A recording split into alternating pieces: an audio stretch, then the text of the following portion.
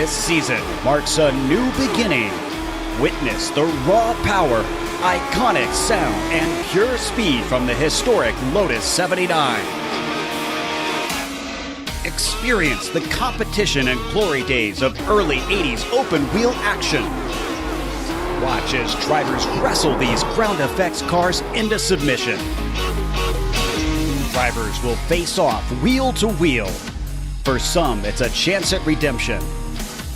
For others, an opportunity to make a statement. All sharing the same goal, to be crowned champion. Who will be victorious tonight? The Lionheart Retro Series presented by DMLC Racing Channel starts now.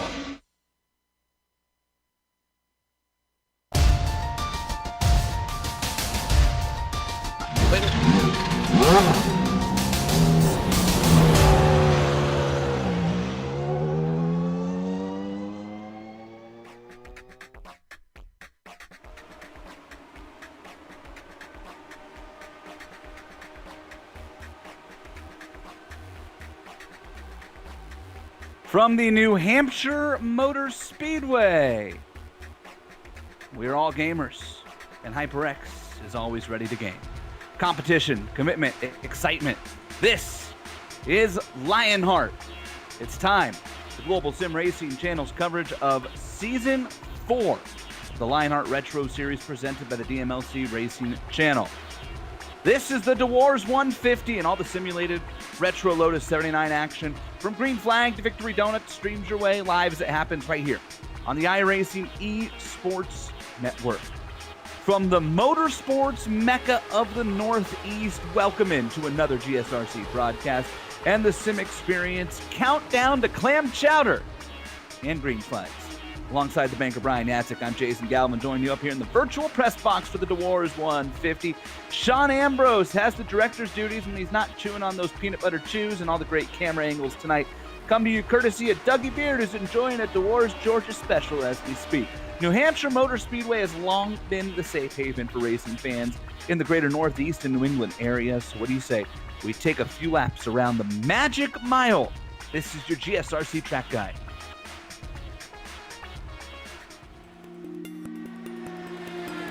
New Hampshire Motor Speedway, sometimes referred to by the name of the town that hosts the track, Loudon. It's also usually referred to as a 1 mile oval, but the actual track length is just a few hundredths more than a mile. The facility as we know it today opened in 1990 and a lot goes on here. IndyCar and kart cars were an early fixture here at Loudon, and they were fast on this paperclip style oval. And while this still shows up on many IndyCar league schedules, the real life IndyCar doesn't come around right now, but they always flirt with the idea. NASCAR, though, has given itself a huge presence here. The Cup Series has had some interesting races over the years. The Grand National Series also makes a yearly trip with the Cup Series. The trucks don't run here right now, but they have in the past. Both East and West ARCA Tours make the rounds, and NASCAR's modified series featured 3 races at New Hampshire. Even the Canadian NASCAR series comes across the border to race at the Magic Mile. The track is known for being mostly flat, but since 2002 has featured progressive banking from 2 to 7 degrees. That's led to a little bit of multi-groove racing thanks to the paperclip style and as the track surface ages in the harsh New England winters. Long straightaways mean you have to get on the binders hard, but your lap times are really dependent on when you can get back on the throttle again on corner exit, while keeping that rear end planted. Will magic happen on the Magic Mile today? Stay tuned here on GSRC to find out at New Hampshire Motor Speedway.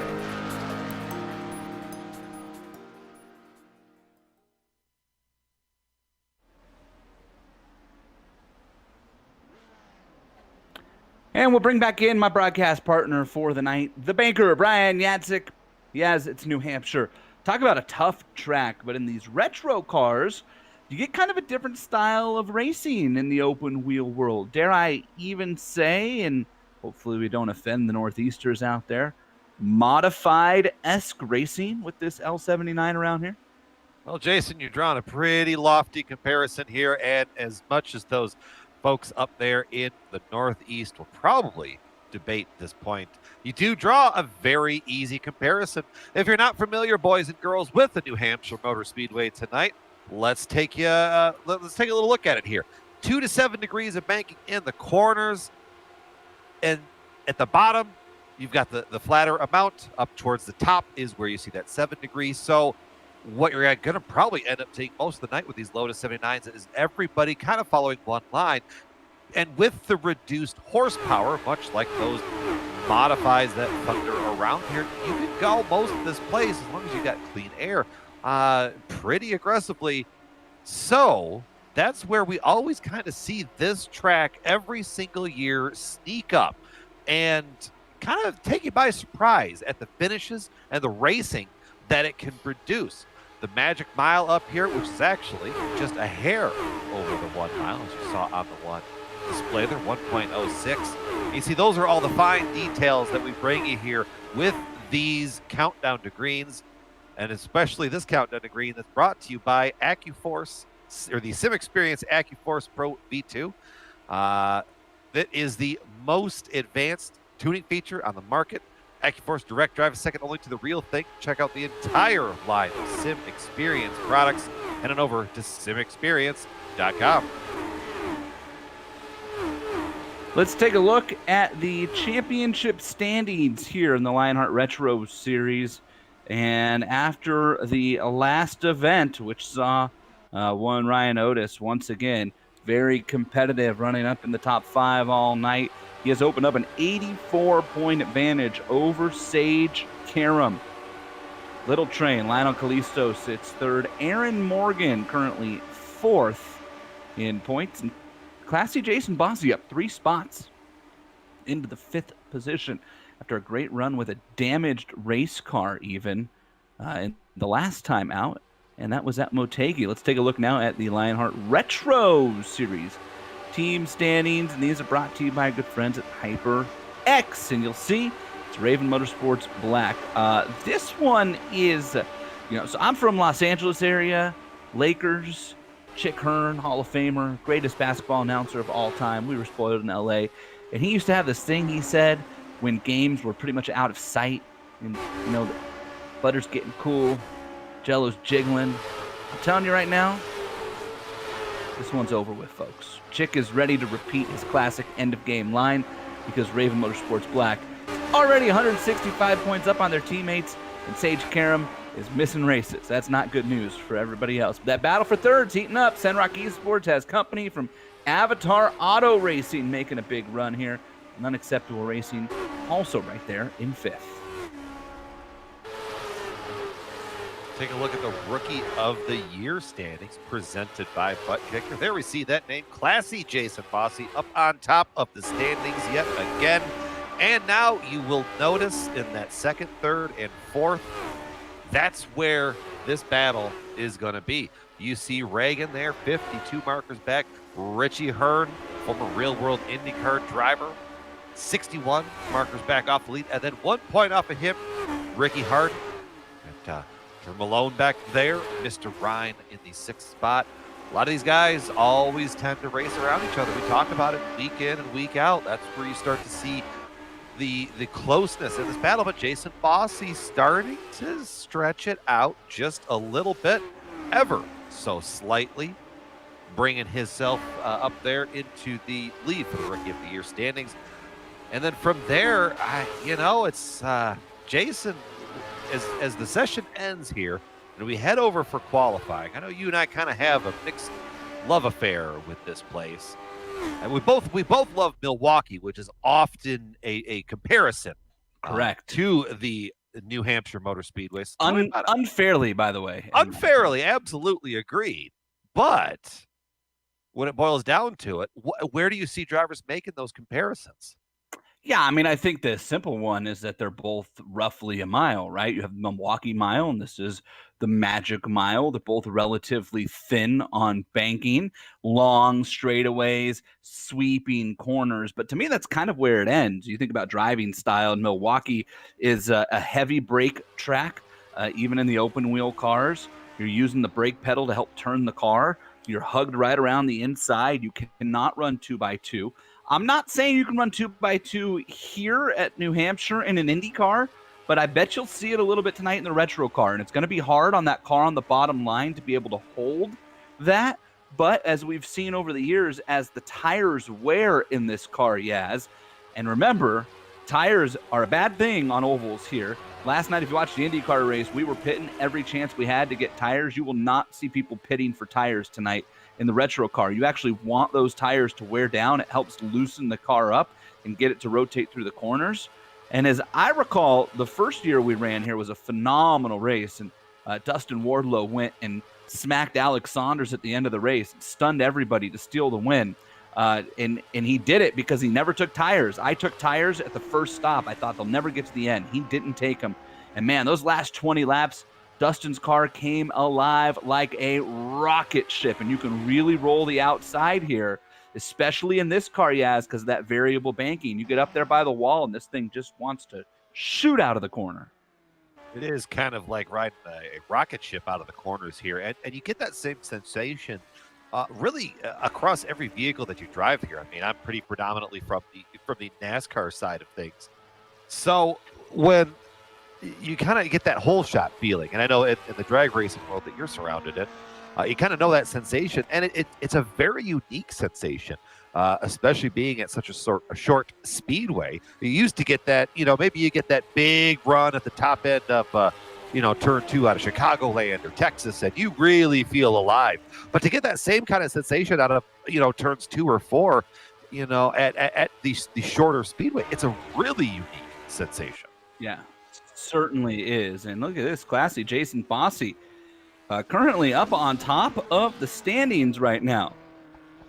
That's a great lap by Jason Bossy by 0.003 of a second. There you see Bobby Mikes coming across the line. Good to have Bobby back out with us here. The Meat Man making his return to the Retro Series here tonight. Got Matt Taylor right there, currently qualified 3rd. Race winner last time out in just his 2nd start.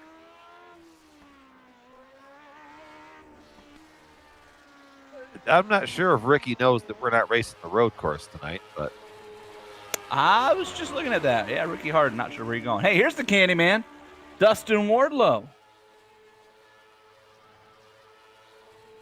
Dustin Wardlow, winner here in seasons 2 and 3, the defending race winner. After Jake Wright took the win in season 1. It was that season 2 win I was talking about where Wardlow just drove around Saunders, who had dominated. And let's take a look at the series details. Yes? And these series details come to us thanks to Minus 273, the premier name in karting gloves. Their industry-leading gloves are super lightweight and durable, made of breathable poly spandex. Whether you're a kart or a sim racer, Minus 273 gives you the control to reach victory lane. For more information on Minus 273's full line of gloves and apparel, visit www.minus273.biz. And we have a promo code LHRS, 25% off of your orders.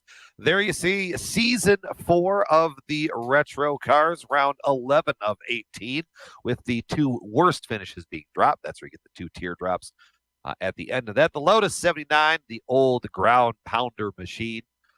Adjusted fixed setup.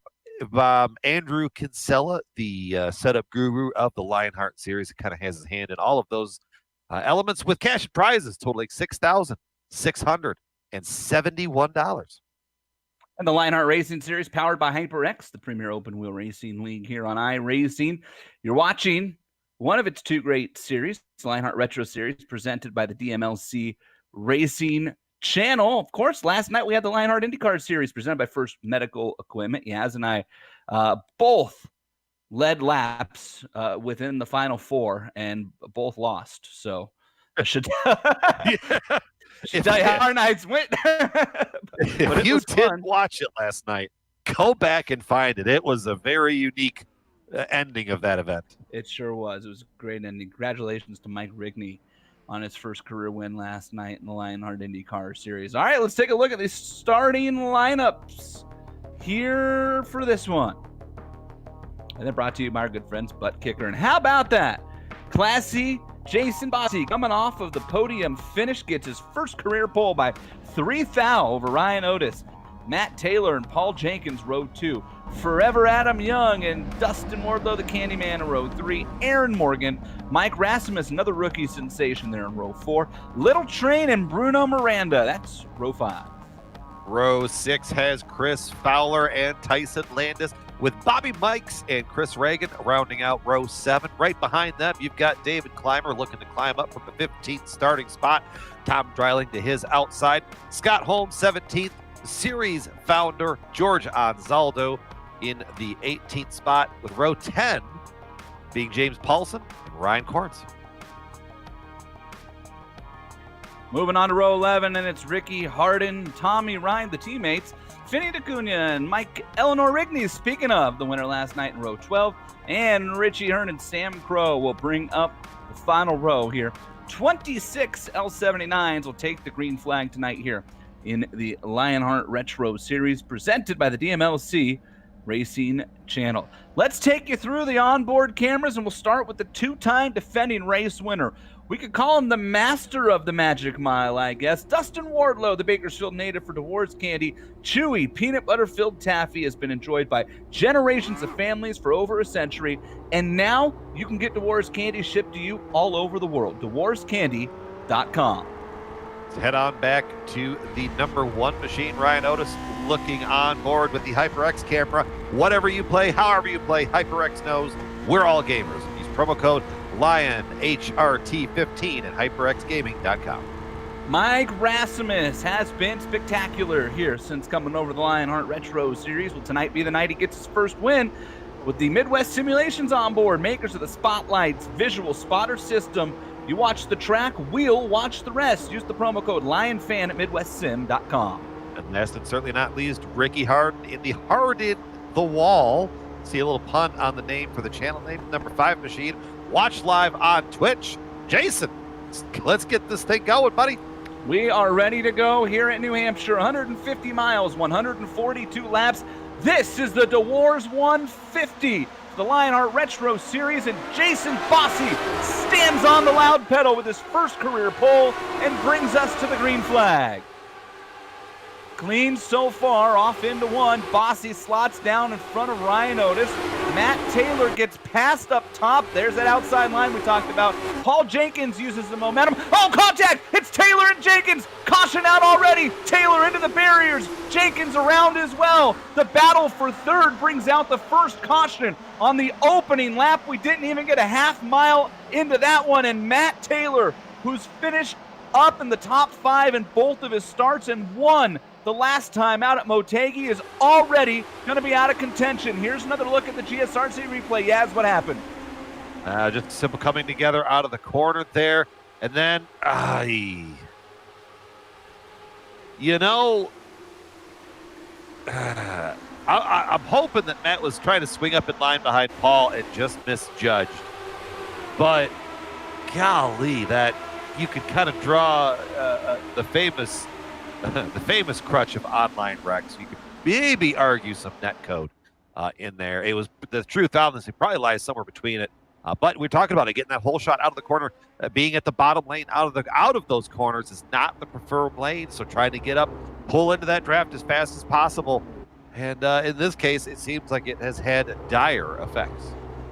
Matt Taylor was already going to have some pretty significant right front wing damage, and he might have been okay with that until he ran into his good friend Mrs. Goodyear on the back straightaway, and that is pretty much going to do it for Matt Taylor. He's out there running around, bless his soul, because somebody needs to tell him that car does not look good right now, and there he is, Matt Taylor. You see missing the whole left front of the ring. The right front is bent. Look at the nose and the left side pod, and this is the retro car. This is not the Indy car where they will replace your nose, and then you could at least maybe get around with some damage to that side pod. That car will not look any better than that the rest of the night, and that is bad news for Matt Taylor. Long road ahead for the driver of that machine. I mean, you know, we barely got the water hot there coming off of turn 2. Paul Good battle Jenkins up did front. not come in, by the way, there, Yaz, and he does also, if we can get a look at Jenkins' car here, and we'll watch the pace lights. Are they going to click off? No, we'll get at least one more pace lap here, 2 more, I should say. Paul Jenkins has a little bit of front wing damage, and he is coming to pit road this time again. They won't really fix that too much, but they're going to maybe try to beat it out a little bit. In fact, a couple cars came down this time. Sam Crow, Mike Rigney, the winner last night, is down, and here comes Matt Taylor as well. And the first time around, we had a bunch of takers, which is worth noting. Some of them gave up good track position. Tom Dreiling, Tommy Ryan, Richie Hearn, they were all at the back. But I tell you what, Bruno Miranda and Ricky Harden also came in. And Bruno Miranda started up there in the top 10 and gave that up to make an early pit stop. And so I'm going to venture over here to this handy old media guy the Lionheart series sends us. In fact, it's probably a great time for your butt kicker race analysis since everybody's pitting already here. Why don't we see if this might be a fuel play, Yaz? And the question is, how many laps can you go? And the answer is, they say 57 to 58 in 142 laps. Let me do my quick math there, and I don't really get the point of this, Yaz. Do you? No. Sorry, for lack of better words, I don't. I think you need to run 30 laps to two-stop it, essentially. Well, you got to get to 60, and we're actually at 150 laps now that I'm just noticing on the actual. Oh, that's interesting. On the actual session. Oh, that's very interesting. That was a mess up. The race session is built 8 laps longer. Great catch, Yaz.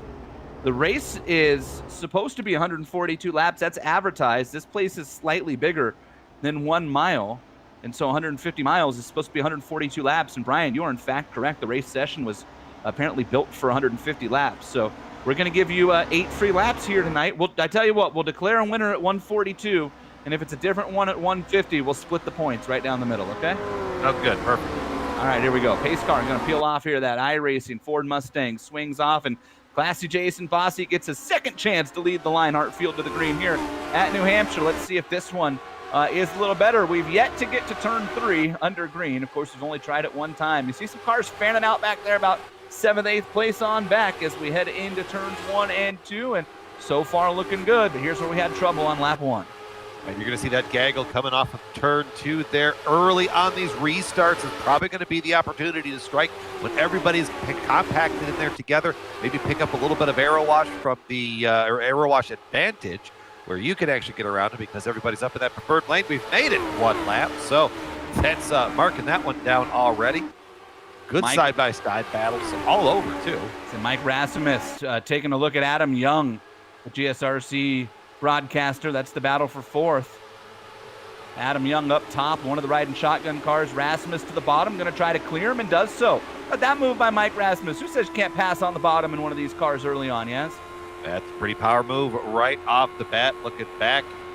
Yeah, I mean, that's what we're kind of talking about. You get them early on the restart because you know as this run goes on, it's going to just get increasingly harder and harder to make those moves. Strike early and then be able to cruise around for a little bit. Single file all the way back through the field right now. And let's look at the 9th spot. They're fanning out a little bit there. That's Chris Reagan up top, the green and silver car. Tyson Landis, George Anzaldo right there, the butt kicker HyperX black and red entry. Oh, Landis. That was looking aggressive out of the corner. Landis was looking to clear himself up, but Chris Reagan keeping that forward momentum. Good side-by-side battle, 2x2. If you David Clymer, wow. Woo-hoo-hoo. Yeah, right behind him. Almost just got into George Anzaldo. In fact, Anzaldo, kudos to him. He saw it coming and moved up the track, and then actually heard Anzaldo's exit of the corner and allowed Clymer to get right back, and they might have touched. If they make contact, it was awfully close. David Clymer licking the stamp here, and look at George is going to try to get him back. Clymer shuts the door. And who else has joined this party? That's Ryan Corns. Oh, here comes George with the fire and back into the corner. George trying to build that momentum up. You see, just right there, you get that whole shot out of the corner. George really having to stay close to that rear tire, trying to pull some semblance of air towards the front, side by side, down to the corner, and he's going to get it back. How about that move by George Anzaldo? The old series founder still has something left in the gas tank here. Moves back up. into the 12th spot. So I'm going to jump ahead now to the battle for 5th, and that is Adam Young trying to hold off Aaron Morgan. Aaron Morgan, the silent assassin, as he's kind of taken that moniker throughout the season. Just very quietly goes about his work. A good qualifying effort, still side by side here, trying to get one more step up the standings page, get up there and see what he can fight. We've seen that number 48 machine have a lot of speed in the later stages of the events.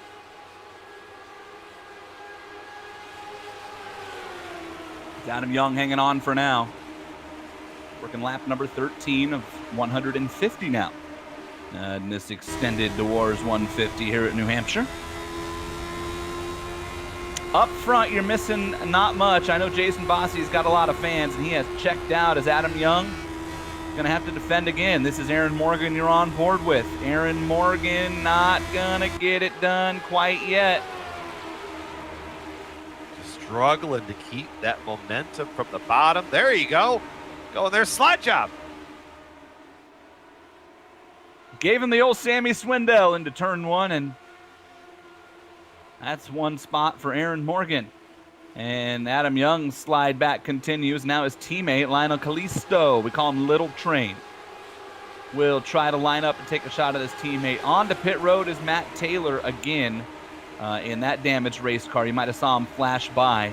We'll have to see. He might be giving it the old park job here as he brings it down.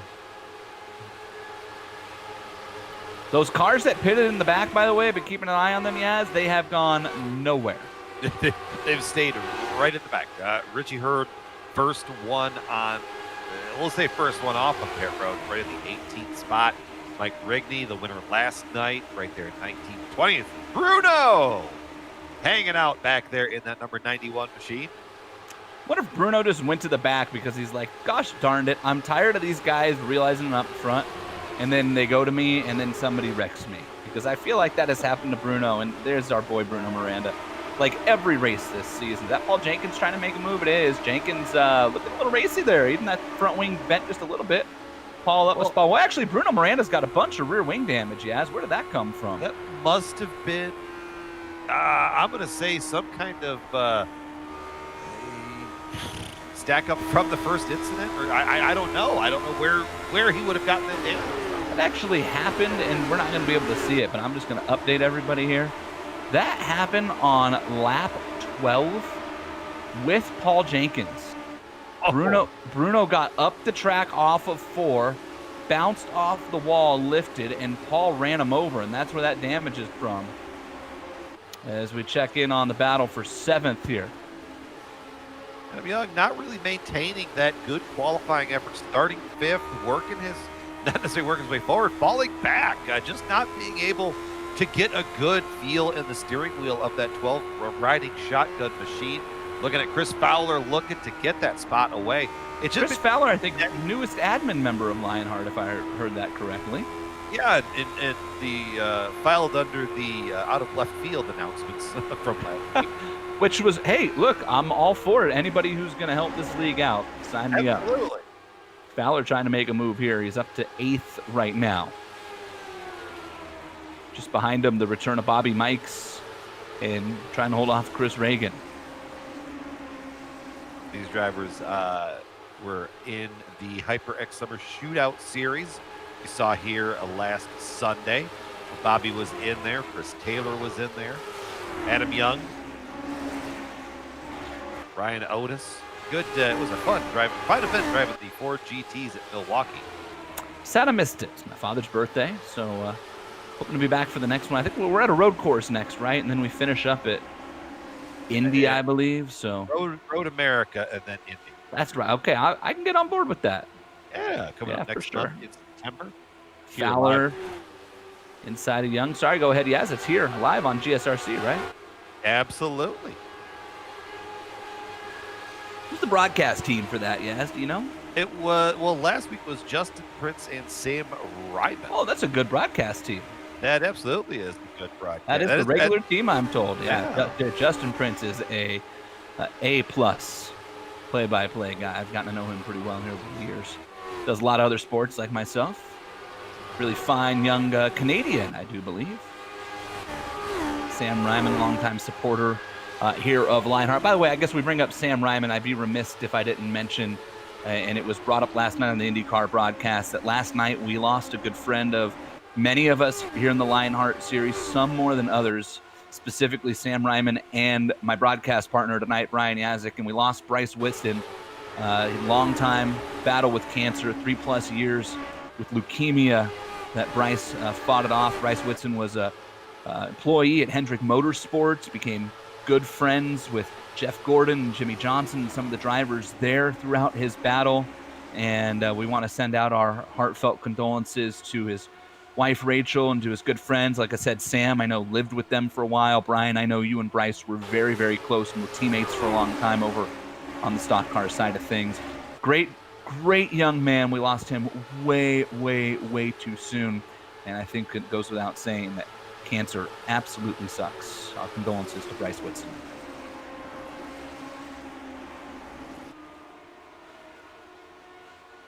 I just, it's just remiss to not bring up this story. We mentioned Bryce working at Hendrick Motorsports, and when the series rolled through the Michigan International Speedway a number of years ago, Bryce was able to get me some backstage or garage passes, to which allowed me to have a wonderful moment with my father, where Dad recognized Richard Petty running through the garage, and my almost 70-year-old father turned into a 18-year-old teenager seeing Richard Petty, and I watched that man sprint across the long way through the garage to chase down Richard Petty to get Richard Petty's autograph. And I wouldn't have that memory without Bryce, and that was that was the kind of Bryce. That was the kind of guy that Bryce was. Just do things for people that he didn't have anything to gain from the situation. Just did it because it was right. It's unfortunate that he is. The world does not get to enjoy his company. Amen to that, Brian. Amen to that. That's a great story about you and your father there. Bryce was a first-class gentleman. I had the opportunity to race against him a couple of times back in the old PRL days, Brian, right before he got sick, and just a fun guy to hang around. You know, you, Michael Krobach over at LPM, James Krahula, Sam, a lot of guys that are involved and associated with the Lionheart series who knew Bryce very well and will certainly be missed.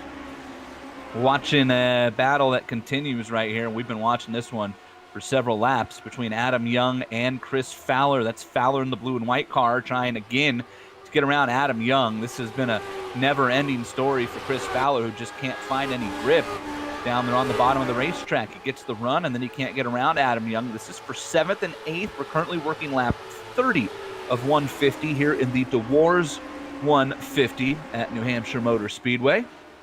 And up front, it's been all classy Jason Bossy, your pole sitter for the first time in his career.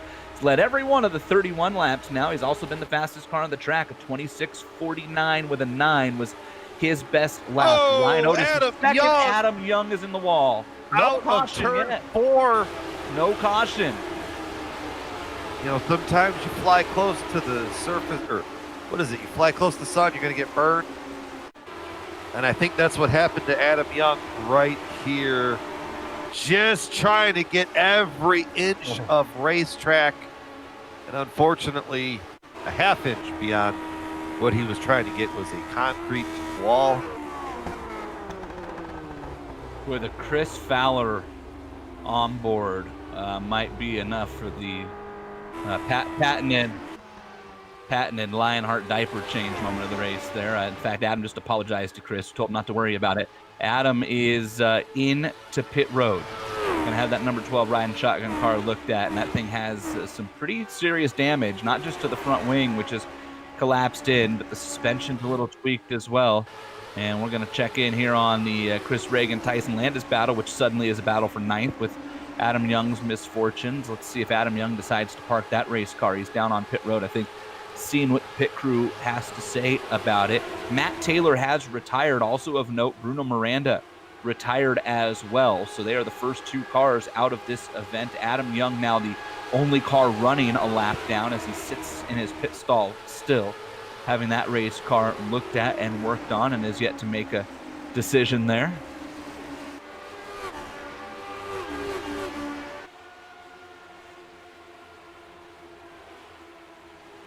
Battle for 12th now as they head off into turn 3.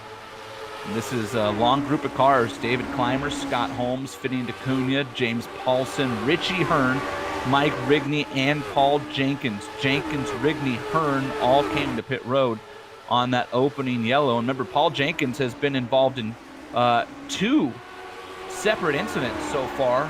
Neither of them have been his fault. And still is just trucking along, at least hanging on to the back of this line here. So that's rather impressive. Well, you know just as well as I do, Jason, hit something in these cars a couple times and still being able to roll without having to fight the steering wheel or feel like you're going to wreck. That's a pretty good accomplishment. I mean, hey, I hear the battle for P8's going off. Let's take a look at it. Bobby Mikes has the position. Chris Reagan wants it. Battle of the hot dog cars. If you're color-wise, green, you know, the yellow, the reds, it's there. I'm sorry, boys and girls, but it's close. The yellow and orange of Bobby is it is a unique palette, that's for sure. Like pastel yellow and orange.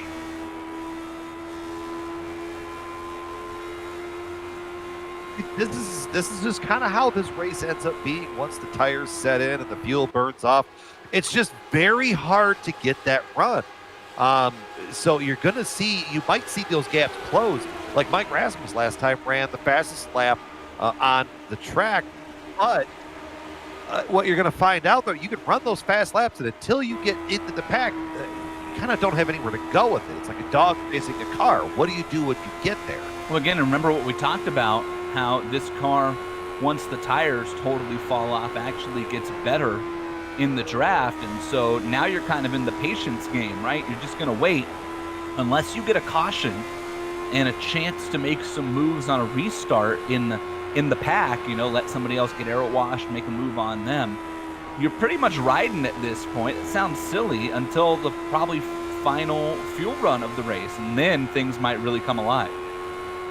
You're absolutely right. We've seen it before, and that's where in that final third of the race, that's where the last 2 years Dustin Wardlow has really shined. It seems like he puts himself in a spot to be a threat then, because that's what he knows when the car is going to be the best for him. So fans of Bruno Miranda, unfortunately, we have to report Bruno has parked it and disconnected. That wing damage, apparently too much to keep pushing on with. Ryan Otis now the fastest race car on the track. Ran a 26.409 last time around, although Jason Bossy just in front of him ran a 26.433, so not like Ryan is chasing Bossy down. This is the HyperX onboard for your defending series champion, the Oregonian and the autocross champion extraordinaire, Ryan Otis. See just how close Dustin Wardlow and Mike Rasmus, for that matter, are just behind them there. Mike Rasmus has not let Dustin Wardlow get out of his sights, and this has been really impressive to watch these four: Bossy, Otis, Wardlow, Rasmus. They are checked out. They're going into turn one. Fifth place just got to the line. That's Adam Morgan. We're talking about a third of the lap gap between fourth and fifth right now.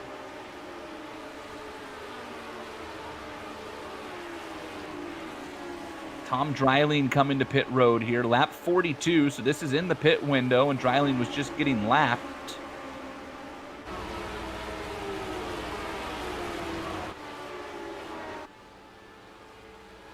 Dreiling back on pit road. Came in on the lap one caution, and now he's in again. It must be some kind of damage to the car. I don't have a strategy play there to make it work out.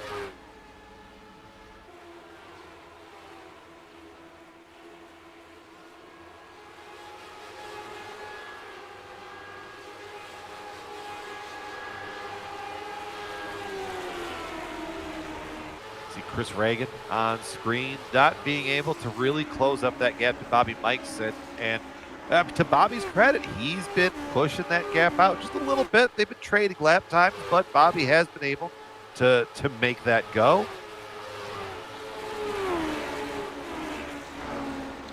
Ryan Otis into the threes for the first time, 26-39. And boy, was that Chris Reagan who just reached out and tried to autograph the wall off turn 4? I think so, yeah. Eagle Eye viewers at home are going to notice in the top right corner, we're going to have when a driver sets the best lap of the race going purple, as it's called. Case in point. Look at that, just like on cue. Here at the end of the run, looking over the shoulder of the Candyman, because of course, who can set the fast time? The Candyman can, with that Dewar's machine. Especially at this track. Dustin, I spent some time with Dustin Monday and Tuesday. We headed over to the coast. We both live in Bakersfield, California, where it's, I think it was a brisk 103 today. Really cold. We had to break out our sweaters based on what the last couple of weeks have been like. And so we headed over to the coast on Monday and Tuesday. Took the ladies with us. It was his lovely Lady Seclinda's birthday, and we spent some time over there, and Dustin was really, really excited for this race, and rightfully so. It's the Dewar's 150. He's the two-time defending winner, so it makes sense, but man, he feels really, really comfortable at this track in this car, and it's great to see him having a good run up here in P3 right now. Something of note, let's go and take a look at Classy Jason Fossey leading the field. And you're going to notice it with some of these camera angles. Jason isn't that too terribly far away from the back half of the field.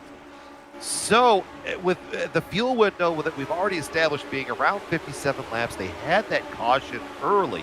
So maybe stretch it out to 60. So Jason's got 10 laps before he's going to have to pit. And the first car that he is going to catch is the 10 of Sam Crow. Sam running a 26.70, well, that time an 85. Versus Jason running a 35.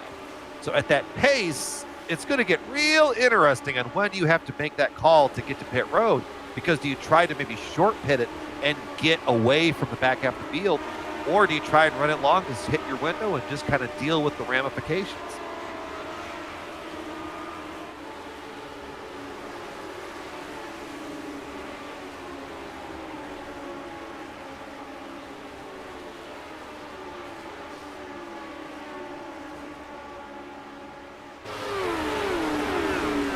Slide back here and take a look at 14th on back, and this is Finian DeCunha, who is in 14th, and just behind him is James Paulson and Richie Hearn and Mike Rigney and Paul Jenkins. They're all right there in that gap. Finian's kind of out a little bit on them, but then Paulson, Richie, Rigney, Jenkins, that's a 4-car battle. Got to keep an eye on the aero push here, this close as all those cars are running. I'm impressed at just how tight Mike Rigney is running to the back of Richie Hearn, being able to control that car up out of the corners. And even Paul Jenkins finding a little bit of run down there, about a half lane down, and you see him poking his nose out, that black and gold car of Jenkins. Started calling that car the Black Knight. I feel like it's been through battles, and just like the Black Knight and Monty Python, come on, I'm still going at it. Just 'tis but a flesh wound. You're gonna bite me to death. And there you go, quality Monty Python references, the exact thing that you thought you would watch on the Global Sim Racing channel here at New Hampshire Motor Speedway. Yeah, we just got removed from the iRacing Sports Network. I just checked. Take a look at Ricky Harden, who has not been hard in the wall yet. Hopefully he won't be. Love that streaming name, though. I mean, if Ricky's not having the race Ricky wanted to have. He started 21st. He's up to 20th. And that's not good, because 3 cars that started in front of him are out of the race. So that means he's actually lost positions so far. Remember, he came in on that first round of pit stops. Well, if you look just adrift of the back of that number 5 machine, you'll find the back half of the field, and more importantly, you're going to find the leader who has now caught that traffic. And what you're going to find even more importantly than that, as Jason Bossy catches that traffic, is all of a sudden Ryan Otis is starting to creep up, and that is because Jason Bossy is stuck in Sam Crow's arrow wash. Bossy's lap times, which had been rolling down in the 3s, are now consistently in the 5s, and Ryan Otis and Dustin Wardlow are clicking off low 4s and high 3s still, and they are starting to reel in Jason Bossy about 1/10 of a second every lap. Problem is, eventually they're going to get to the same spot Bossy is, where they're just stuck as Sam Crow goes low, and this is going to allow Bossy to put a car lap down for the first time in this event on the track. Now Sam is going to get in there, and that's going to be Jason's best friend right now, because for at least a lap or two, Ryan Otis is going to have to deal with the same airflow and the same having to move around, because it looks like, just looking ahead up the road, they do kind of run a similar groove coming through at least 3 and 4. And we got to start keeping an eye out for pit stops here as well. Pit stops are a-coming, and they're Aaron coming Morgan. quick. Speaking of, Aaron Morgan out of the top 5 onto pit road. At 59 laps to a tank for Aaron there.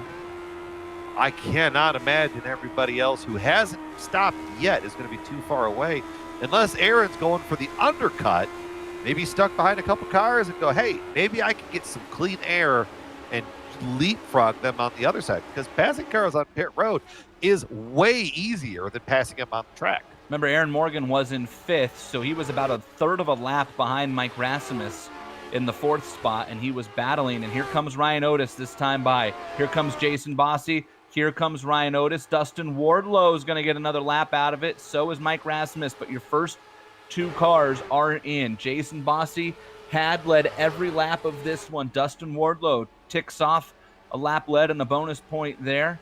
And Bossy and Otis, so important here for Jason Bossy to not mess up this pit stop. Well, and the interesting thing, Ryan called the pit stop out, and I think Jason reacted, because it didn't look like Jason was going to try to stop that lap. Fuel only and away. And Bossy with a great stop. Yes, he's going to even pull Otis so far. Wow. Look at Jason Bossy. Bossy's going to pick up a bunch of time on Otis on pit road. And here comes the Candyman. Out of the lead, Dustin Wardlow going to slow that race car down. He's going to bring Mike Rasmus with him. There goes Bossy and Otis back around. And that gets them back on the lead lap. And so now let's see if those extra laps out for Wardlow mattered. Keeping an eye on Bossy and Otis here. As you watch the pit stops, I'll watch Otis and Bossy for you. There's Ryan Otis into turn 3. Bossy's ahead of him by about 1.5 seconds. Here's Dustin Wardlow. Bossy back to pit road. Bossy back to pit road. road. Jason Bossy to pit road. He made a mistake. He got a penalty. He must have got a penalty. Either he didn't fuel it or he got a speeding penalty. And Jason Bossy, from what should have been the lead in a dominant position, is on pit road. Oh, Canada.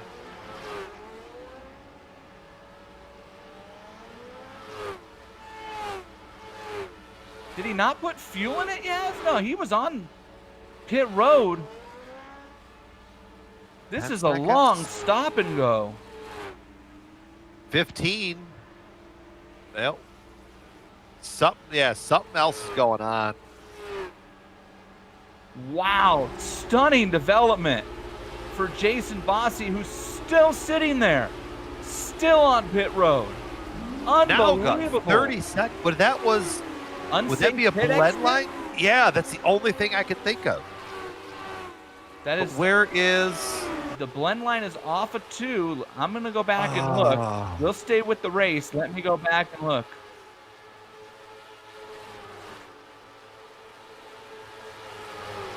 Battle for 6th, which is really going to boil out to being the battle for the lead. Ryan Otis is in control of the 6th spot. Dustin Wardlow just behind him. In front of Otis is Ryan Corns. Paul Jenkins, Ricky Hart, Tommy Ryan leading. Remember, those are 3 drivers that pitted early at that first caution, stretching that fuel out.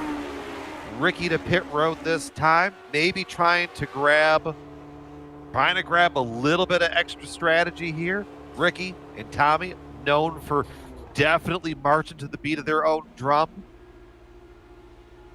I do believe Jason Bossy had a blend line penalty, and it was not egregious. He got the right sides up on the yellow line, but we know there are some tracks in iRacing where that's all you need to do, because the yellow line is right on the racing surface, and so the outside part of the sidewall of the tire will kind of touch the racing surface, and that's all you need.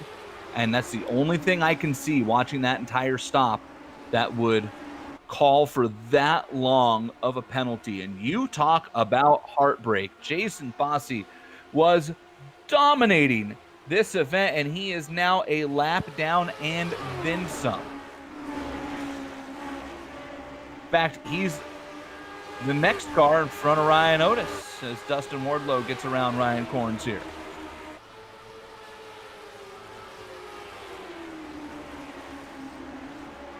Candyman sitting there in P2. Ryan Otis got away from him there while Ryan Corns was in the way.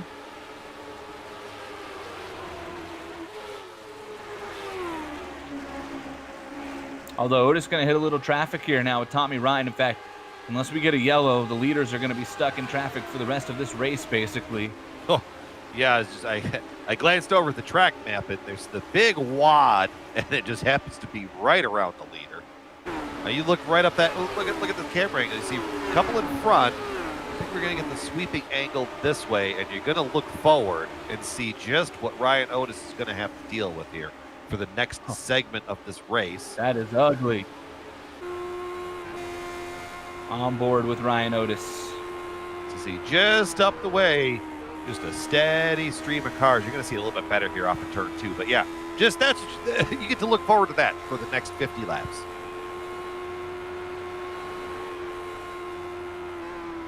It's like when you merge off of the expressway, you merge off the on-ramp, and you see brake lights all around you. And you know kind of how the next part of your life is going to go. Otis now stuck behind Tommy Ryan, and that's allowing Dustin Wardlow and Mike Rasmus to try and close in. Wardlow not really knocking any time off of Otis so far. We'll see how this lap looks as Otis goes inside of Tommy Ryan. Tommy Ryan's trying to stay on the lead lap. He's going to battle, and he's got every right to do it, and he's going to hold off Otis here, and that should allow Dustin Wardlow to start to close the gap. Tommy Ryan taking a fancy little line there. Oh, jumped the cushion just a little bit, trying to get all that speed off of the corner exit. I was trying to work in a, Tommy Ryan, Tommy Sweet. I don't know, there's a song that Tell Me Lies song. Tommy Ryan, Tell Me Lies. I was trying, and it just didn't. Tell me sweet little lies. Yeah.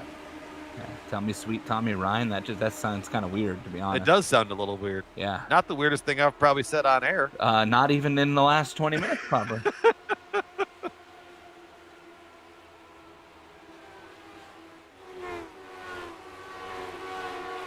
Looking around, is kind of settled out to the middle part of this race. Everybody's just trying to get through, log some laps. Still only one caution. So, with that being said, Adam Young, we've been able to pull you away from the pit box for a moment.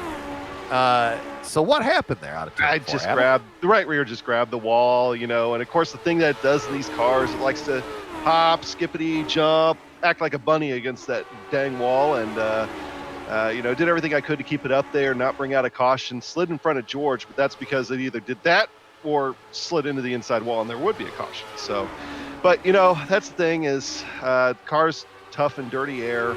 I was just kind of biding my time and seeing what we had on pit stops and trying to save a little bit of fuel, and just being difficult to pass and while giving room at the same time. And at least I accomplished that. But it seems like I'm spotting for Lionel a little bit more than I'd like this season, guys. I mean, And that's you got to help out. You got to help out your brothers when you got that opportunity.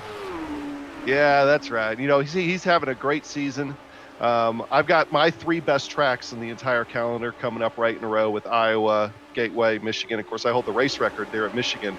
So just hoping for a good stretch of a couple of weeks. But man, it's going to be crazy if this car's is different this year. Those tracks is this year here at New Hampshire compared to last year. It's going to be a totally different races for those.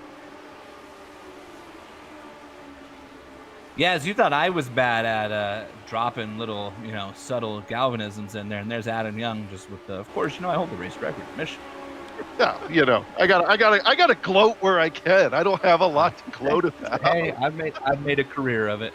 The weird part is Rasmus here. It's on his LinkedIn profile too. That's the strange part. I don't know what you're talking about. I'll tell you what, Jason Bossy right now is holding off Ryan Otis, and I don't know how much Ryan Otis likes it, but I think Jason Bossy's trying to hope and pray, and this time by Otis gets around him. Bossy's going to try to undercut him. Just kidding. I found that. And I'll be honest with you, I was kind of wondering what would happen with Jason once he got into kind of dirty air there. Of course, I don't know what happened to him on the pit stop there. All of a sudden I see him and he's 2 laps down, but he's had a fast car in practice and everything. But I tell you that he had a unsafe pit exit. Oh man, that's dropping a wheel over the yellow line. But I'll tell you, there's nobody better in dirty air in this league than Ryan Otis. Everywhere you go where there is a flat track with dirty air, he is going to be competitive, and it's just fitting right now to see him up in the lead.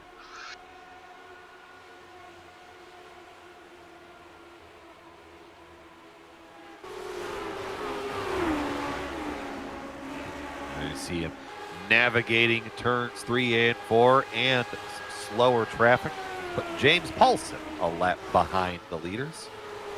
It's a new scheme for James Paulson. I think Tyler Graff whipped that up, if I recall. Finally got James away from that red, white, and blue. Nothing wrong with the Star Spangled Banner colors, but he's been rocking that same paint scheme since Race 1, Season 1, I do believe. And, Ryan Otis getting ready to lap Mike Rigney. I don't know if you guys had talked about it last night, but that fantastic win for Mike Rigney in the fuel mileage race last night. Man, that was a great we talked about it, and then we both put it away real quick because I don't know if you recall. Because the last two people to lead laps in that race. Yeah, the last two people to lead in that race, not named Mike Rigney, are both in the booth right now. So. Yeah, but I'm not afraid to bring that back up on YouTube. Yeah, we know. Hey, I made my bed early, okay? I got out in front of Adam and Andrew, and I told everybody on the team who just pulled off right there. That is Tyson Landis. What just happened? He must have gotten to the wall. Off of 4? Sure did. Huge, yeah. Tyson Landis knocked the wall over coming out of turn. Hey, he pulled an Adam Young. Yeah, no, he didn't do it with as many style points as I did it, though. We are on board with Tyson Landis, who was running up there in the top 15 and looking all the wheel. Oh. He did a great job hanging on with broken rear axle, it looked like, or broken rear. Tyson Landis has retired from this race. Oh, let's go back. Jump up there to Ryan Otis. Sheesh. He is up there. He's got Ricky Hart, Mike Rigney around him. And they're having a battle, and Otis is trying to get through. Rigney's giving up the ghost and says, all right, you just go on by. And Otis was up there sitting there going, no, Mike, I'm shipping you to wars.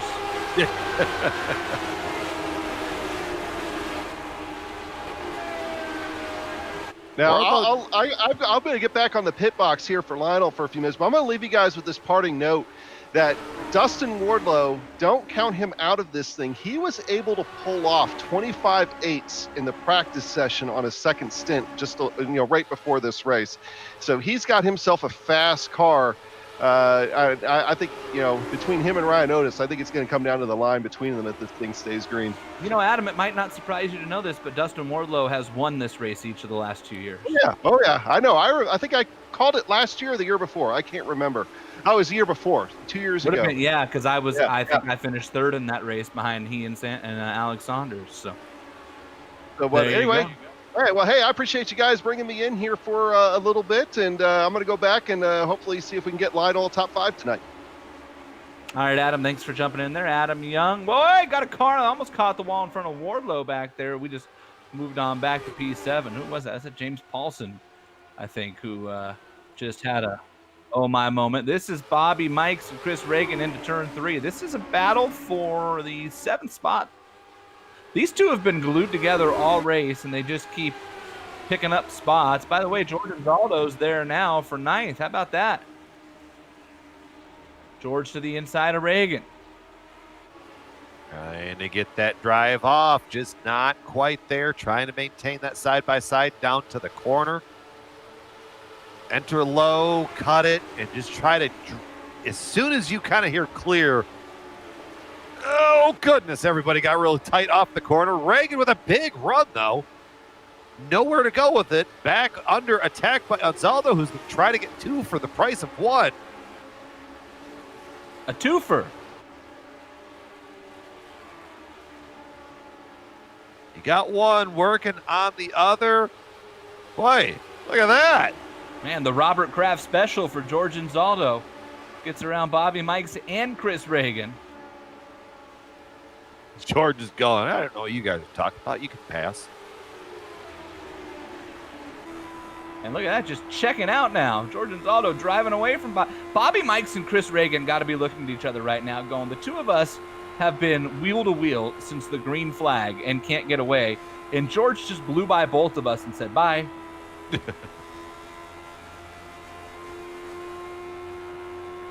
Usually how those events work. Boy, George and Zaldo just ran a 26:25, fastest lap of the race to the series founder, George and Zaldo. Heyo. Where did that come from? In traffic, in amongst cars, like he shouldn't have been able to run that lap. Good for George. Hey, I talked to George last night after the IndyCar race. He was feeling really good about tonight. Oh. Chris Reagan to pit road. Chris Reagan to pit road. We're in the window. Yeah, Window's open. Yeah, you know what? Try running something different. Because if you do what the leaders do, you're going to finish behind them. So why not take a roll on the dice and see, hey, maybe this will work out, maybe it won't. Take your shortstop now, get rolling, and then tell the crew, all right, pack it up, boys. It'll be very interesting. So Reagan was back there about the 8th spot. We're going to have to see at the end of the race how that is going to work out for him. Goes a lap down and then another half a lap at that. I think really no matter where you pit from, you're gonna lose that lap under Definitely Reagan. lose a lap, yes. Looking at Dustin Wardlow, he's trying to get around the lap car there of Ricky Harden. And that's Mike Rasmus, who's right behind Wardlow, making sure he doesn't make a mistake. What do you say we do our driver profile here tonight? And our driver profile for the Dewars 150 is the driver of the Dewars Special. The Sim Experience driver profile for Dustin Wardlow, the Candyman. 63 career races, 4 wins, including Indianapolis in Season 1. 2 poles, 20 top 5s, 34 top 10s. His first start was at Homestead. His last win came at Auto Club in the season finale last year. So Wardlow's won here twice, Auto Club in Indianapolis in his retro career, and he gets around the lap car of Ricky Harden that time, and now we'll try to put some distance between himself and Mike Rasmus, who's stuck behind Harden. Working lap 98 now, 99 rather, as they come across. So next time by, we'll throw triple digits up. And how about that? Candyman on cue, 26:18. You heard Adam Young say he was putting down 25/8 in a practice session. 26:18 for Wardlow. And Rasmus gets around Harden. So Wardlow opens up that gap by about 5 more car lengths and now has to go back to hitting his marks perfectly. One lap car between Wardlow and Otis, Finney and Acuna, and we're looking at 9th place now, and this is Bobby Mikes again with Scott Holmes this time, and Richie Hearn has caught up, and then Chris Reagan, who hit to get away from Bobby Mikes, is just behind both of them. Chris Reagan's got to be thinking to himself, that's not what I intended on happening. Just sometimes, you try and run something different, try to get away from everything, and just end up right back in a wad. All right. George Ansaldo going back purple again, yeah. A battle for the fastest lap, which is great for us. I mean, we're between inside teammates. the final segment. Yeah, Ansaldo and Wardlow teammates. Wardlow is closing that gap up to Brian Otis ever so slightly. Richie Hearn inside of Scott Holmes for a spot in the top 10. Richie's going to get it. Clears Holmes up off of 2. Sets his sight now on Bobby Mikes and a clean internet connection. And probably not in that order. How low Richie is running in the corners, yes. Yeah, that's an impressive line he's taken. Started back there in the 25th spot, knocking on the door to the top 10. It's a good run from Richie. It's kind of working. Yeah. Bobby got a little better run that time off the corner, but Richie hangs right with him.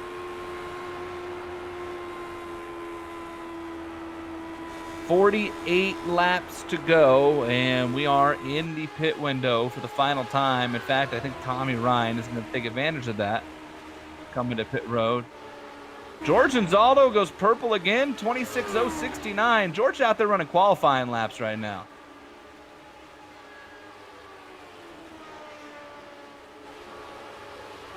He's got the best spot in the track. He's got no one around him. The closest car in front of him is just exiting turn 2 right now, and Aaron Clymer behind him just turned into turn 1. He's got a whole section of the track to himself right now. That's crazy. I mean, literally, he has a third of the track to himself, and the other 20 cars that are still running are all bottled up over about 0.4 of a mile. Now, here's the bad news. He's 17 seconds behind Ryan Otis. So he's running this, and it's a great effort. But I told George before the race, I said, go get a win. He said, I don't know if I have that, but I think I got a top 5. He's up to P7. 6th is Chris Fowler, and that's actually the next car on the track for him. Then Aaron Morgan's in 5th, but he's also enthralled in a wheel-to-wheel battle with Sam Crow, who, newsflash, is a lap down. George into the 25s, a 985.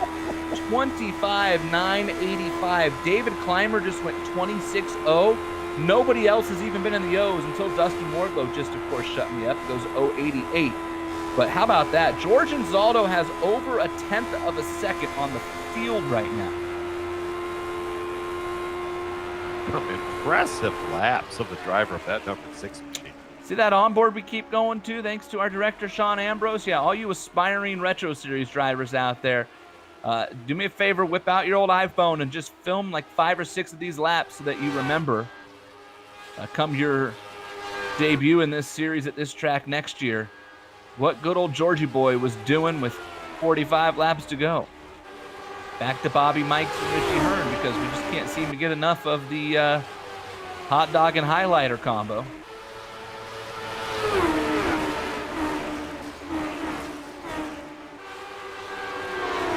Trying to get clear. I think Richie might have been clear and kept it pinched to be safe, and it opened the door for Bobby to come back. Richie might be able to do the old slideroo here. Well, maybe not. Bobby, full send, keep it off the wall, Bobby Mikes. How about that move? Well, and then you're going to look just behind them, and you see that red and white car? Yeah, leader's there. So just you want to add some gasoline to this situation. Ryan Otis has lapped up to the 11th spot, and that is Scott Holmes, who he is trying to put a lap down, and that would leave us with just 10 cars on the lead lap, and Otis is going to get under Holmes here, but not going to clear him for the time being, although Holmes almost got into the wall. He did. Rasmus on pit road. Mike Rasmus pits for the final time. In fact, he's already done with his pit stop. Down and away, fuel only for Rasmus with 39 laps and some change left here in the Dewar's 150 at New Hampshire. The first of the front runners up there to make that final stop. God, this is just a dogfight between Bobby Mikes and Richie Hurd. Finney and DeCunha coming to pit road. Mike Rasmus gave us a pretty good idea of how much time you lose by pitting under green there, at least if you're going to. He lost about a lap and a quarter, I would say. If that, maybe a lap and an eighth on the money.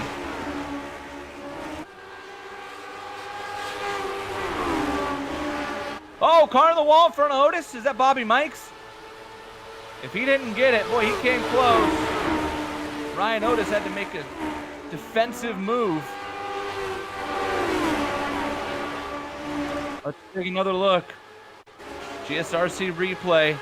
Watch Ryan Otis pull up behind Bobby Mikes. Bobby up there racing Richie Hearn for position, and watch this. Well, you saw Ryan Otis yank the wheel. I'm not sure if Bobby got it or not, but man, he was close enough that Ryan Otis felt like he needed to make an evasive move. And Dustin Wardlow is coming now. He chopped another 10th and a half off that last lap. George Anzaldo again, 25.97.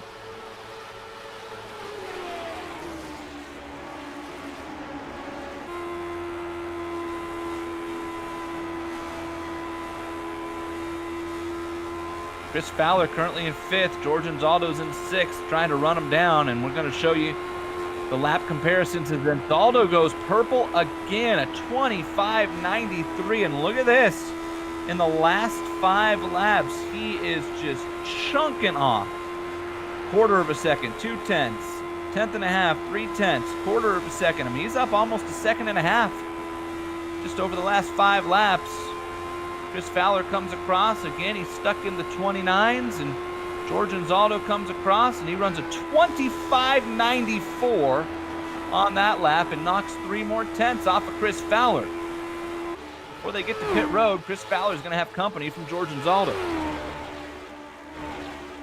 Aaron Morgan to pit road. Another one of our front runners diving off. 57 laps since we last saw that 48 on pit road.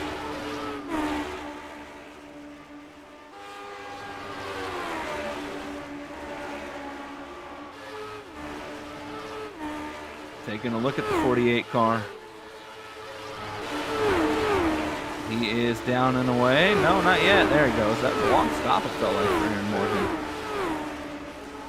Just felt like he sat there for a long time. Yeah. Tail of the tape says 7 seconds, so. Only 32 laps left. I wouldn't think he did that much fuel.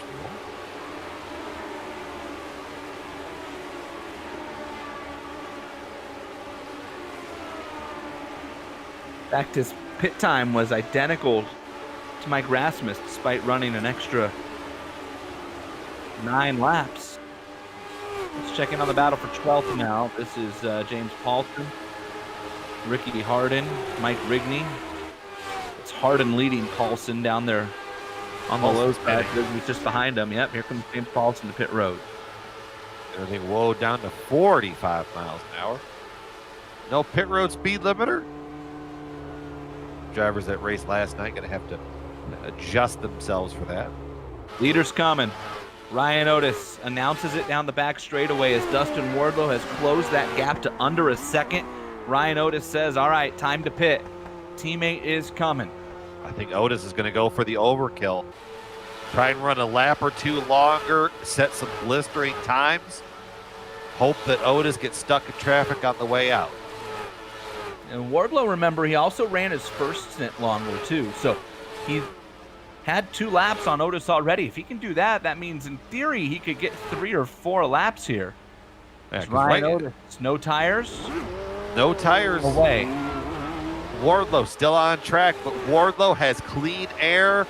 Otis just went by Otis as well. And Otis is going to be behind. He's going to be behind Bobby. And Bobby Mike pitting too. Oh, Ryan Otis got a nose in front of him here. Oh, and he almost ran into him. I'm not sure he realized who that was. That could have been bad. Now, was that just enough to get the Candyman ahead? Check in on Dustin Wardlow, and we'll see when he decides to come.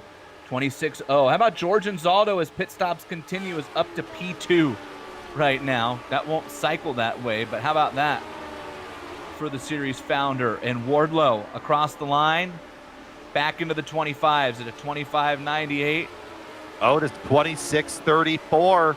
Boy, this is going to be close because Dustin Wardlow had really closed the gap. Oh, George Anzaldo almost ran over the pit entry wall. He might have got a speeding penalty. That was Here close. Here comes the Candyman. Real aggressive to pit road, 45 miles an hour. Wardlow hit it perfect. George Anzaldo, I'm telling you, came in sideways, locked up, 15 miles an hour over speed. We'll go back and watch it, especially if it matters here. Let's watch the pit comparisons. You see the lane and stop times for Wardlow and for Otis. Wardlow's in. Where's Ryan Otis? He's going into turn 3 right now. Where's Dustin Wardlow? Rolling. Wardlow's down and away. 6.3 on the stop for Wardlow. Cut another second off on the lap time. Dustin Wardlow on the loud pedal. Here's Otis into turn 1. Wardlow Got him. up through the gears. Dustin Wardlow is your new race leader by a mile. Look at that. Dustin Wardlow puts a half a straightaway on Ryan Otis on the undercut. And now the question is, did he put enough fuel in it? He was a full second less than Ryan Otis. Of course, it's not actually the race lead yet because we've still got cars cycling through. Richie Hearn is still out there, but he will need to come to pit road. But my, oh my, Dustin Wardlow, the only question is, did he put enough fuel in it at this point?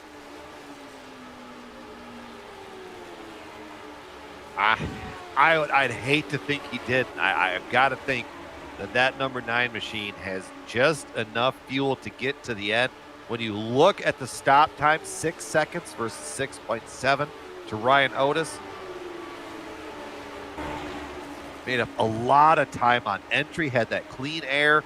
I mean, when you're going for that strategy to pass someone on the pit stop, it couldn't have worked out any more perfect for Dustin. Speaking of undercuts, you know what else worked? George Anzaldo got around Chris Fowler by a bunch.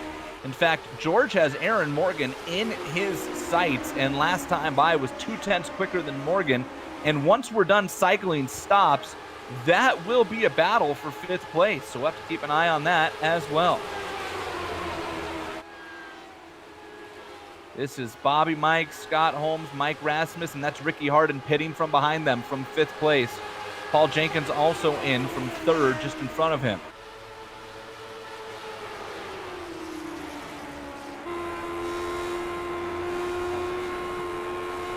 Rolling with Mike Rasmus.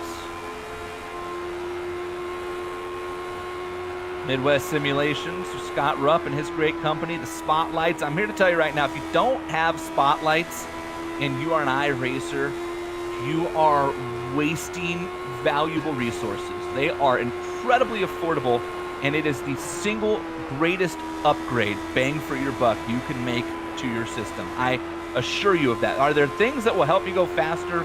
Yes. A Sim Experience AccuForce wheel. Absolutely. The butt kicker helps you feel the track. Absolutely. But we're talking about dollar for dollar, bang for your buck. Spotlights change everything. Yaz, thoughts? Nailed it. You pretty much nailed it. Having that extra tool that you have at your disposal is absolutely critical, especially with some of the passes that we've seen tonight. Really needing to know when you have that clear track up above you, below you, to be able to make those moves. Spotlights just it gives you that peace of mind, and that is worth so much time. Aaron Morgan has cycled through to 5th now that pit stops are complete, and you're looking out through that big old piece of rear wing on these Lotus 79s at George Anzaldo, who is running him down at the clip of a 10th or more every lap. The 6 car in the 6th spot right now for the series founder, George Inzaldo, who would love nothing more than to get up there into the top 5 before this one is over with. George is hanging on to it, coming up at turn 4. They're almost knocked the fence down.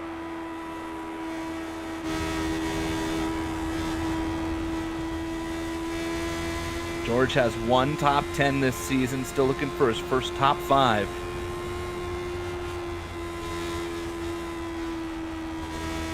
And that's a surprising stat line. I mean, George, in the early part of the season at the Oval, he was regularly qualifying up in the front end of the field, but just no racing luck to coincide with that.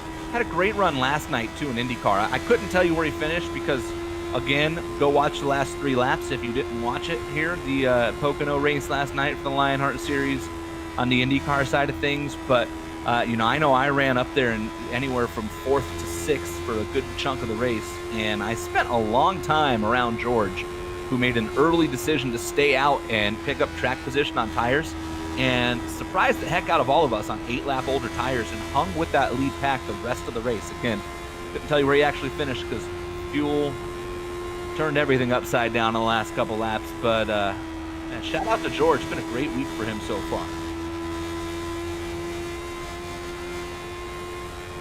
Back to the battle for 12th here. We've won this whole race with the 1 caution, but I had the sense, and Sean spotted this and gave him a little tip in the ear, that there could be something percolating here. Yeah, Robbie Mikes, Scott Holmes, and then Mike Rasmus. So you got the pressure of having that lap or the lead lap car in and amongst there. Bobby and Scott have been kind of near each other the whole race. Jason Bossi is right there, 2 laps down as well, but obviously with a ton of speed after dominating the early portion of this race. This is where the kettle is brewing. I'm not saying that Bobby is going to wreck everything. I'm just and here we are on track. This is where it's happening. Meanwhile, for Dustin Wardlow, there will be 12 laps remaining when he crosses the stripe, which he's doing just now. Wardlow's got to be thinking to himself, you guys want to wreck, that's fine. Do me a favor, wait till there's about 3 laps left. In fact, just in front of him, there's a battle for position between cars a couple laps down with Finian DeCunha and Sam Crow side by side. That's got to be a little unnerving.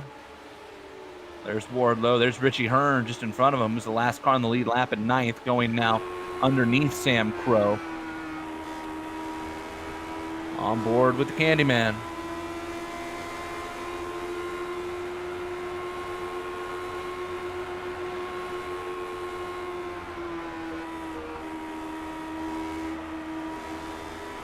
Ten laps remaining for Dustin Wardlow. Looking for three-peat here at New Hampshire.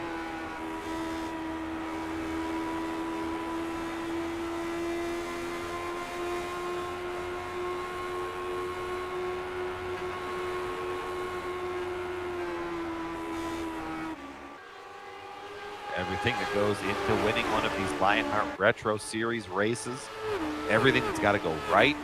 Still maintaining about a 3-second advantage over Ryan Otis, so at least Dustin doesn't have that added pressure of having that battle for the win right near him. He's got a little bit of space. He doesn't have to go up there and make aggressive maneuvers, which at the end of these races, dealing with traffic like that, that is a wonderful advantage to have.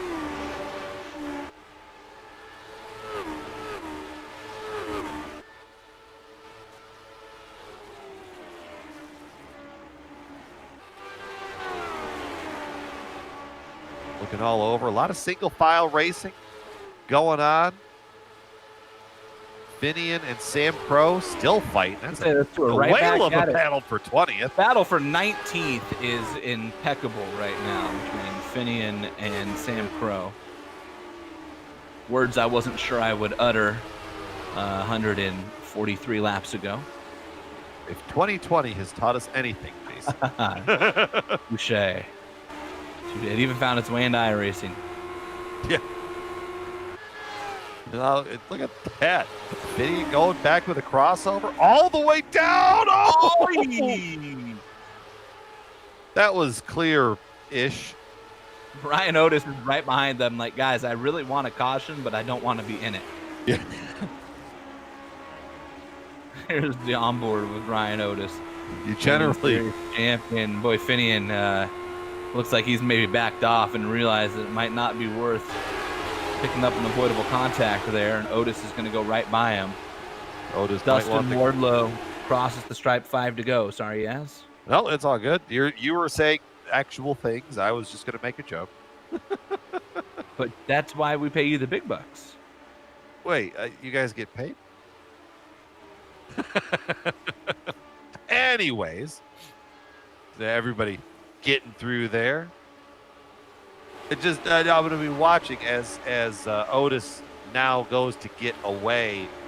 Wonder if Finian is going to be right back to him, because now Finian is under attack from Chris Reagan. That should settle that battle out, I think, for the time being. We've got 3 laps to go here. We're in the window where the next flag ends it. As Wardlow comes off the corner and does take 3 to go.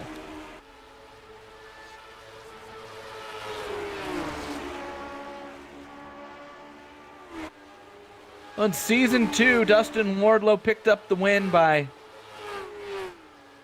a little over 3 seconds over Michael Goodman. Last year, you'll remember that great battle between Wardlow and Mark Cohn. Race ended under yellow. Wardlow defeated Cohn. Dustin's actually never led the most laps in this event. Alex Saunders led 145 of 166 in season 2. Mark Cohn led 118 of 166 last year. Richie Hearn lets Dustin Wardlow go. And the Dewar's Candy Special comes out at turn 4 to the white flag. Well, I don't know if Dustin Wardlow's ever been to Loudon, New Hampshire, but if he's thinking about retiring sometime soon, may I suggest finding a real estate agent and looking around. It sure looks beautiful up there, and I tell you what, every time the Dewar's Candy number 9 rolls onto the track here, it looks mighty fine itself. A three-peat is in the cards for Dustin Wardlow. Bakersfield's own Dewar's Candyman wins the Dewar's 150 at New Hampshire Motor Speedway, and he does it running the fastest lap of the race on the final lap. You talk about the cherry on top of the sundae.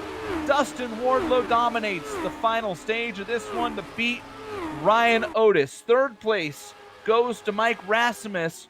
Over Little Train, Lionel Callisto and Aaron Morgan will hold off George and Zaldo for your top 5. But the story tonight is this man, Dustin Wardlow. Who can win 3 in a row at New Hampshire? The Candyman can. And we'll talk to him when we return here on the iRacing Esports Network and the Global Sim Racing Channel.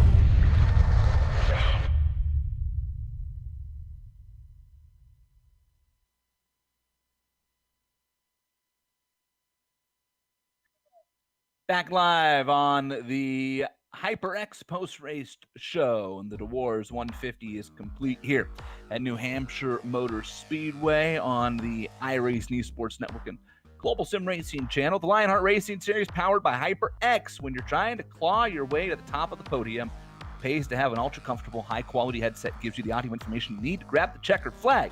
From high-performance DRAM and SSDs to outstanding microphones, accurate mice, responsive keyboards, the legendary cloud line of gaming headsets. HyperX makes the gaming gear you need to succeed.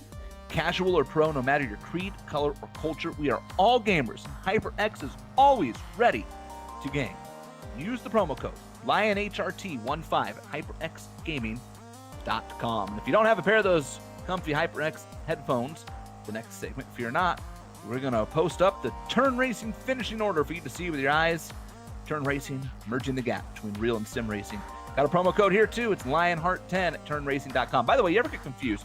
LionheartRacingSeries.com has all of the promo codes. I found that out a couple months ago. Mind-blowing. The Candyman, Dustin Wardlow, goes three-peat at New Hampshire. Third consecutive win in the Retro Series for the Bakersfield native by almost 3 seconds over the points leader and his teammate Ryan Otis. Mike Rasmus just continues to prove that he would be a championship force to reckon with if he had a whole season in this series. Finishes third. Little Train, great run for Lionel. Almost caught Rasmus at the end there. Finishes in fourth. Aaron Morgan in fifth. George Anzaldo. Dustin stole the fastest lap of the race from him on the final lap. A great run for George there in sixth. Chris Fowler, David Clymer's final car in the lead lap there in eighth. Richie Hearn and Chris Reagan, the teammates, both one lap down to round out the top 10. In the 11th spot, Paul Jenkins, Robert Bikes there in the 12th spot. Old Bobby, the Meat Man. Scott Holmes there in the 13th spot. 14th to Mike Rigney. Ricky Hart in the 15th spot with James Paulson. Tommy Ryan in tow behind him. 18th to Ryan Corrin. Sam Crow there getting the 19th spot away from Finian Ducana. Looking back at the last 6 cars here, and boy, do you feel for classy Jason Bossy. He got his first career pole tonight, led all the way every lap up to the first pit stops. An unsafe pit exit caused him to have to come back in, serve a long penalty, and lose 2 laps. Tyson Landis, Tom Dreiling, Adam Young, Bruno Miranda, Matt Taylor, just not their night. All of them involved in incidents and eliminated from this race. Matt Taylor, and the only caution, came on lap 1 when he picked up that damage. 1 caution ties for the record for least amount of yellows in this event with season 2, which coincidentally was also won by the man we are bringing into the Sim Experience victory lane. The Sim Experience AccuForce steering system is the most advanced tuning features on the market. The AccuForce Direct Drive is second only to the real thing. Check out the entire line of Sim Experience products. Head on over to simexperience.com, and this man used a Sim Experience AccuForce version 2 to propel himself to his 3rd consecutive win here at New Hampshire in the Dewar's 150. It is the Candyman himself, Dustin Wardlow. Dustin, congratulations, man. What a run, and a great job to calculate that undercut on the final pit stop, and then you just checked out. This place truly is the magic mile for you, my friend. I can't believe it. Yeah, it's that last pit cycle. I didn't know where I'd come out, but I was happy to have a couple of fairly clean laps on low fuel after Ryan went in. The track opened up, and I think that was the difference, because he was hot, as were so many other guys. Just pit stops were biting people. This is the 3rd consecutive year you've won this race, and it's the 3rd consecutive year that you did not take the lead until after the final pit cycle. Like, do you have like a crystal ball on your desk that you just check in the middle of this race, or like, what's the secret? Clean visor. You just got to keep that visor. There it is. Hitting the button. No, I enjoy riding around behind folks for the most part, and trying to save fuel, trying to get a little extra out of the car, and see if maybe a caution will come out or something like that after the guys in front of me go in. It didn't play out like that, but it does always play out quite nicely with the lighter fuel on the final stint, slightly lighter, and this car just always rotates a little bit better there. And I like a car that gets a little loose in the middle, or a car that you can make get loose in the middle, and it just always agrees with me after a bit. And last part of the run's always my quickest. Certainly, that's always the case here. Great run for you tonight, and it's got to be pretty cool for you too, right? The Dewar's 150 and the Dewar's Candy Specials in Victory Lane. Yeah, isn't that awesome? Yeah, I'd like to thank dewarscandy.com. If you guys are looking for something unique as a gift, it's really hard to find something unique, and this taffy is not your regular taffy. I'd also like to thank HyperX and Butt Kicker, and of course Mark Cohn, who probably wishes he was here tonight. He had a strong run last year, and a little mishap, but the DMLC Racing Channel, and the league, and George Anzaldo for all that he does, and all of my teammates. A couple of them were missing tonight, but had a great time. Well, congratulations, Dustin. Another great run. Great to have you back in the Sim Experience Victory Lane. That's Dustin Wardlow. He is the Candy Man, and Dewar's is victorious in the Dewar's 150 here, New Hampshire Motor Speedway. Brian Yazik catching up with our championship points leader and second place finisher. Well, from the thrill of victory to the agony of defeat, Ryan Otis in second spot. You had a great showing. The middle part of the race kind of fell into your lap. And then at the end, you just kind of got beat on pit strategy. Kind of walk us through your race, Ryan. Oh, yeah. Congrats to Dustin. He definitely got me there at the end. So my whole pit strategy was, I was behind Jason Bossy there for the first stint, and I short fueled the first time. Kind of my whole plan was to try to jump him in that pit cycle. And it ended up being unnecessary because he ended up getting, I think, an unsafe exit or something, and had a drive-through. So, I kind of thought it was going to work out okay. But then late in that second run, I ended up catching up to a little bit of traffic that was like just fast enough where I couldn't close the gap. And so the period of time on that stint where I really should have been putting in flyers, I was just kind of stuck in dirty air. And that kind of set the stage for Dustin to put in a couple of killer laps before the cycle, and then he just jumped me on it. So congrats to him. He did a great job. You mentioned running in traffic, Ryan. In years past, I feel like it's been a little easier to navigate that dirty air, and then tonight just seemed much more difficult. How did that feel from the driver's seat? Yeah, it was definitely tough. It was tougher to drive in traffic than I remember from years past. My approach when I was dealing with lap traffic, at least, was to dive in really shallow on entry just to cut the distance and kind of let them know I'm there. Because even if you're, a tenth or two faster per lap, it seems like you just stall out. It's just impossible to catch them. So that was kind of what I was trying to do in lap traffic. But really, when you're racing for position, you're basically stuck. I mean, you pretty much have to rely on the person in front of you making a mistake. And of course, that's pretty rare. With the guys in this league running up front. So yeah, it's just it was a tough one for sure. I mean, we go from here, and we're talking about the dirty air. We go to Iowa, and an even shorter track and even more dirty air. Did you take anything away from today that maybe you can apply to the next week? I think nail the pit cycle. That's my lesson for today, right? You want clean in laps, clean out laps, and you got to try to time it right with traffic, which to a certain extent that's just luck of the draw, but yeah, it definitely gives you a lot to think about. All right, Ryan. Well, we'll let you go on that one. Catch you on down the road next week. Quick turnaround for the series. Congratulations on your second place, and we'll talk to you down the road there, Ryan. Oh, yep. Thanks, man. All righty. Jason, you've caught up with We caught up with here Mike Rasmus, who's making a name for himself here in the series. Sure is, yes. Mike Rasmus comes home in third here tonight. Fifth start for Mike. Fifth top 10, fourth top 5. I'd say you've adapted to this oval thing pretty quickly, Mike.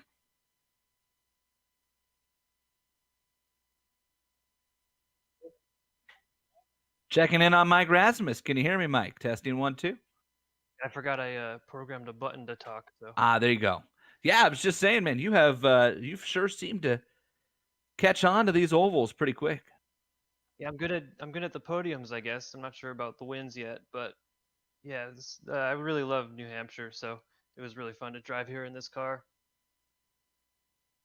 Yeah, I'd say being down on yourself for finishing third but not winning at a track where the guy who won the race has now won 3 in a row here, and the guy who finished in second is the defending series champion. That's kind of like a win, right? Like, we're just going to go ahead and presume that Dustin and Ryan are going to be good. That makes you the best of everybody else. Look, I don't know about you, but if you come running the IndyCar series, every one of us strives to be third behind Sage Karam and Adam Blocker every week. So I feel like you got the same thing going on right now. Yeah, I'm pretty happy with stuff. I mean, Lionel was really fast at the end too. I was really worried he was going to catch me, but I'm glad things worked out the way they did with fuel mileage and stuff.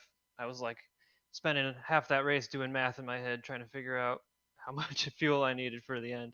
Yeah, you're an open setup road course guy. I got to imagine that fuel mileage doesn't come into play too terribly much there. So what's the single biggest challenge that you're still finding yourself face here with the combo of fixed setups and oval racing? I mean, yeah, once you learn the setup for the track, it's all about fuel mileage and how to drive in traffic, and that's really a learning curve. I think it'll probably be a learning curve for each new oval that we run coming up. So Motegi was pretty difficult for me, and New Hampshire was all right because I'm pretty familiar with it, but the next ovals coming up will still be challenging for me. Get another shot next week. Congratulations, Mike. Another great run. Glad to see you back here up on the podium. And I'm sure it's just a matter of time before we are talking to you first after one of these races. Thanks, man. Mike Rasmus comes home in the third position here tonight. Crazy. 5 starts, 4 top 5s, 5 top 10s. Yaz, why don't we give a little bit of love to the series founder? Yeah, George, you had the middle part of that race is when your race seemed to come alive. You were ripping off purple lap times. Was it just everything clicking right for you there at the end, or through that? You know what? I botched qual, so I got kind of stuck there in the middle to the lower back half of the field. So I felt really quick coming into New Hampshire. Kinsella made a really great set. Just the set really came alive. Obviously, as the fuel burned off, and obviously not taking tires, just the car rotated and loosened up throughout the run. Yeah, I finally got clear and got clean air, and it was just nearly flat out. And I was feeling great. I wanted to pass in a couple guys, and then passing some more people in the pit cycle. So just really happy to be able to contribute tonight, get some points for the team. Who knows what could have happened maybe if we had a better qualifying result, but definitely really happy with tonight's run. All right, you're laying down some great lap times there, and you're making those runs up through the field. It seemed like a lot of cars were struggling in dirty air. How was that finding you tonight? You know what? I had a great line. Just I was entering the corners more shallow than the other cars, and kind of like Ryan said, just to kind of show a nose in there. But it seems as I was coming up through the field, I'd get the nose in there just a little bit more, and get some runs. Finally, I got around Chris Reagan and Bobby Mikas, who were fighting really hard, and I was just on their tail for so many laps. And it was actually at that point when I got them both and got clean. It was like just flat out nearly, and I was able to run down Chris Fowler, which was pretty cool because he was like almost 6 seconds ahead of me, and just ran out of laps. But yeah, I was definitely excited to show some pace tonight. I feel pretty strong on the ovals, and these are my only chances to really score some points here on the ovals. So like I said, I just felt really quick tonight and was happy to bring home a 6th place. I mean, we're going off to a track next week. We'll let you go on that one, George. But I know next week Iowa, that place has got a very special spot in your heart. Where we're gonna see that 6 car next week, buddy? Oh man, definitely hoping to be charging up towards the front. I love Iowa. Just something about that track, just really, just hits towards my driving style. I love the short tracks, maybe just as much as super speedways, but something about Iowa, yeah. And it's the only place I got to win. It's league's been going 6 years strong, and I still cherish that one victory that I have. And I'm dying. I'm hungry for a win in the Retro Series. So that'd be great if I can get up there and bring one home for Raven Motorsports. All right, George, we'll catch you out down the road next week. Have a good night, buddy. Thanks, Brian. Thanks, Jason. Take care. All right, Jason, let's I think it's time to get out of here. The track is they're going to give us some lobster on the way out. I mean, it's time to roll, man. Well, I'm excited about the lobster now. That was news to me. I like when you fill me in. You know me, Yaz. I'm always down to eat.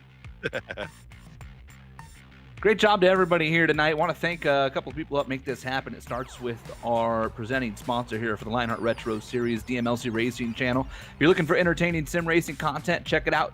DMLC Racing Channel on YouTube and Facebook. Follow 2019 Retro Series Driver of the Year, Mark Cohn, as he weaves and dodges and ducks and dives and dodges with cat-like reflexes around the Lionheart Series and a bunch of other leagues around iRacing. HyperX, whatever you play.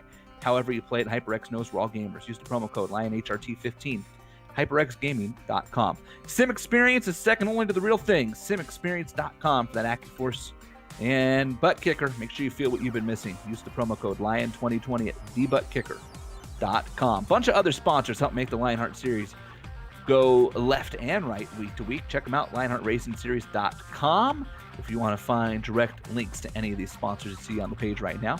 Original music we use here at GSRC comes courtesy of June Milan. There's some contact info on the screen for you for June, as well as some of the other companies that help.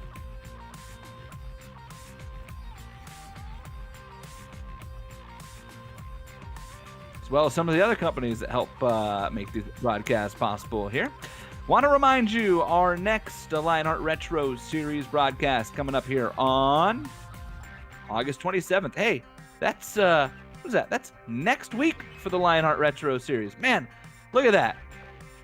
Yes, what is this? I thought our union had worked this out to where you and I got a week off. Yeah, COVID. But that didn't happen. That's what happened. Yeah, all right. I knew we had something we could blame it on. Next week, I wrote Phoenix Raceway in my script, and that's definitely wrong. We're going to Iowa, but I know why I did that, because it's the Thumbs Up Cancer Down race. I'm used to that being at Phoenix. It's in Iowa as well. Thumbs Up Cancer Down 200 Speedway. Be there. It's round 12 for the Retro Series right here on the IESN and GSRC. Speaking of, head to globalsimracingchannel.com. Follow us on social media. Got a bunch of other great series coming up across the GSRC stable of broadcasts here on the YouTube. Finally, on behalf of the crew tonight, Brian, Sean, Dougie, I want to thank you all for watching. Dustin Wardlow wins the Dewars 150 at New Hampshire. Until next time, remember, the only one who remembers when you come home in second is your wife and your dog. Good night, everybody.